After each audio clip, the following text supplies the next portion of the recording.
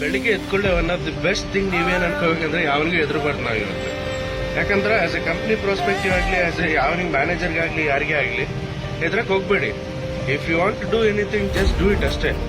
ತಲೆ ಕೆಡ್ಸ್ಕೊಳಕ್ ಹೋಗ್ಬೇಡಿ. ಯಾಕಂದ್ರೆ ಇರೋದೊಂದು ಲೈಫ್ ಸಖತ್ತಾಗಿ ಬದುಕಬೇಕು. ನಾ ಹೇಳೋದಂದ ಇವತ್ತು ಹೋದ್ರೆ ಏನಾಗುತ್ತೆ ಅಂತ ಆಲೋಚನೆ ಮಾಡಕ್ ಹೋಗ್ಬೇಡಿ. ಜಸ್ಟ್ ನುಗ್ಗುತ್ತಾ ಇರಿ. ಅದೇನಂತಾರ ನುಗ್ಗು ಹೊಡಿಬೇಕು ಅಂತ, ಅದನ್ನ ತಲೆಯಲ್ಲಿ ಇಟ್ಕೊಂಡಿರಿ. ಯಾಕಂದ್ರೆ ಲೈಫ್ ಒಳಗ ಅಪ್ಸ್ ಅಂಡ್ ಡೌನ್ಸ್ ಎಲ್ಲ ಬಂದೇ ಬರ್ತವೆ. Try to accept it and build yourself in extreme level. ಯಾಕಂದ್ರೆ ಒಂದ್ ಲೈನ್ ಕೂತಿಟ್ಕೊಳ್ಳಿ ಲೈಫಲ್ಲಿ, ಐ ಡೋಂಟ್ ಕೇರ್, ಏನೇ ಬರಲಿ, ಅದು ಎಂಥದೇ ಬರಲಿ, ಐ ಕ್ಯಾನ್ ಡೂ ಇಟ್.